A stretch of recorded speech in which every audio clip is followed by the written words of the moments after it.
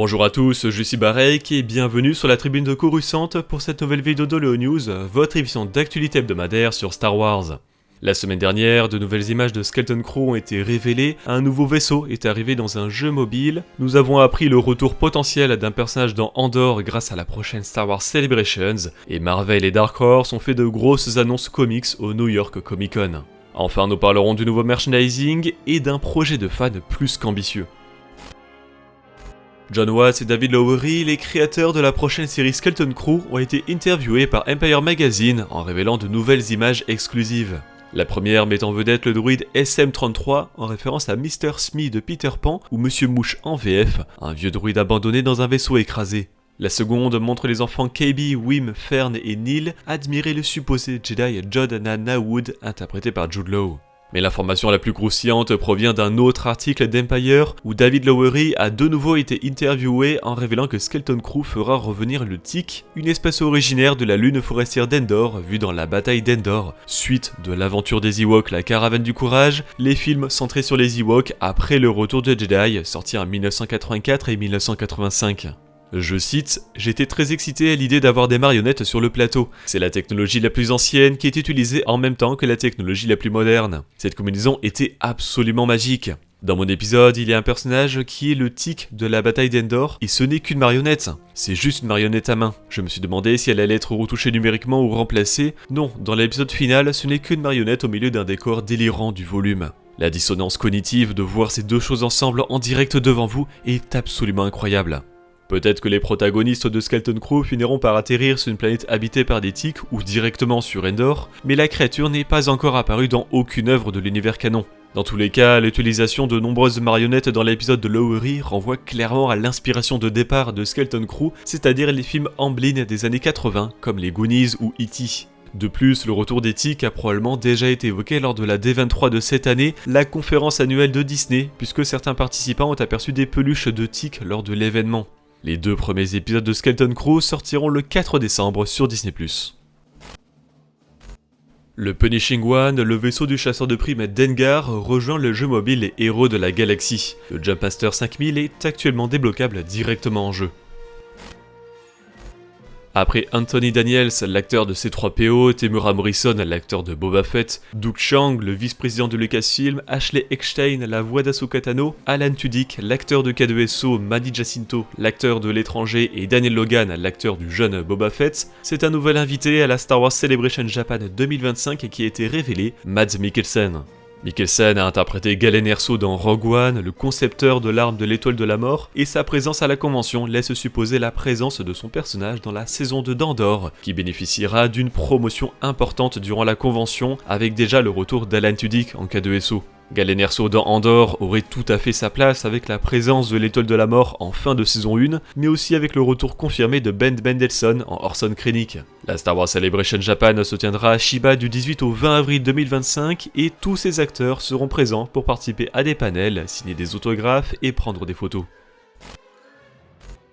Panini Comics a révélé ses sorties de décembre avec le 100% Star Wars Throne Alliance, adaptation comics du roman éponyme de Timothy Zahn. Cependant, les 4 numéros de ce comic n'adaptent pas le roman en entier, on attend toujours la suite de la part de Marvel Comics. Sortira également le 100% Star Wars Mace Windu sur la mini-série en 4 numéros Mace Windu qui suit le Jedi peu de temps avant la menace fantôme. Le 100% Star Wars contiendra aussi Showdown and Ocean's Deep, une partie du one-shot Revelations 2023 numéro 1, justement sur Mace Windu. Et enfin en décembre sortira le deuxième tome sur 3 de la républication de la série Dr. Aphra de 2016 au format Deluxe. Ce tome représentera donc les 100% Star Wars tomes 3 et 4, soit les numéros 9 à 19 avec le premier annual de la série. Le week-end dernier s'est tenu le New York Comic Con, une importante convention américaine où Lucasfilm Publishing y a fait de nombreuses révélations importantes. Tout d'abord, côté Haute République, voici la couverture de Into the Light, le roman jeune adulte de la vague 3 phase 3 par Claude Agré, qui fait un parallèle avec Into the Dark de la phase 1. Avec Into the Light est venue aussi la couverture du roman jeunesse A Violent Vow de Jesna Ireland. Par rapport au roman adulte Trials of the Jedi qui n'a pas encore de couverture, 5 concept art ont été révélés montrant les Jedi déjà bien connus Avar Kriss, Azlyn Rel, Belzetifar, Buryaga et Elzarman dans des tenues de gardiens de temple Jedi. L'audiodrama de la phase 3 reprendra en personnage principal la maître tempête Lournadi comme dans la phase 1, et cette incroyable illustration a été révélée à l'occasion pour Tempest Breaker, qui se concentrera beaucoup sur la relation entre Mark Monroe et la Twi'lek. En comics, la Haute République reviendra chez Marvel en février avec Fear of the Jedi, et même la couverture du second numéro a été révélée. Les nouvelles de la Haute République reviendront également autour de la bataille d'Eriadu, écrite par Lydia Kang.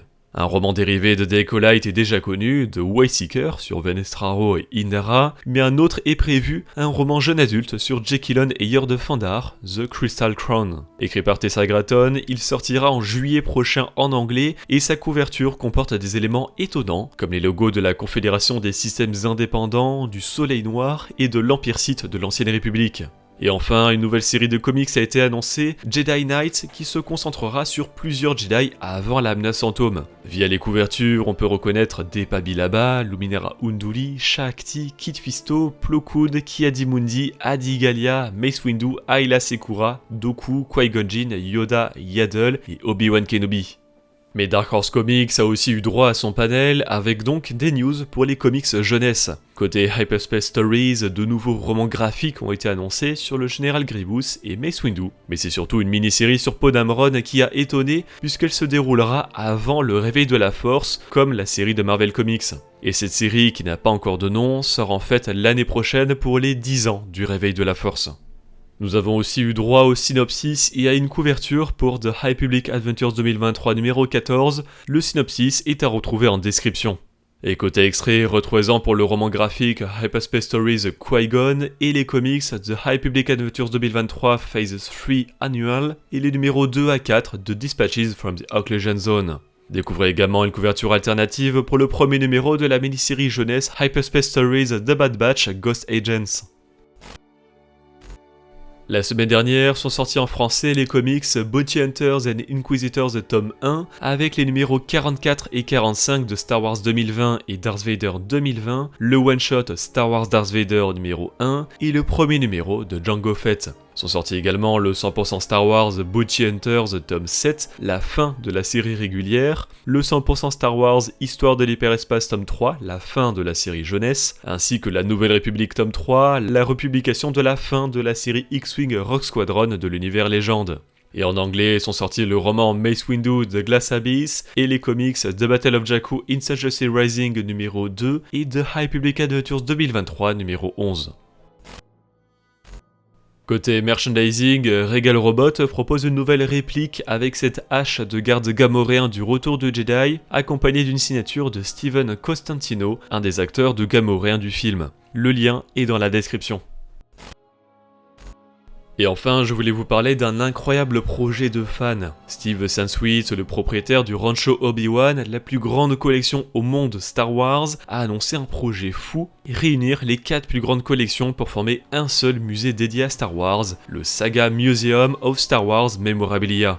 Steve Sansweet s'associe ainsi à Gus Lopez de Boba Cabana, Duncan Jenkins de Smithsonian et Liz Stevens et Vic Wertz d'Imperial Archives pour réunir 1,5 million d'objets et proposer un ensemble solide d'expositions et de programmes éducatifs, esthétiques, intellectuels et culturels significatifs qui permettent l'enrichissement, l'automatisation et le développement académique pour tous les âges. La collection de Star Wars Memorabilia servira à un objectif plus important en se transformant en un lieu d'enseignement des sciences, de la technologie, de la robotique, de l'ingénierie, de l'art et des mathématiques.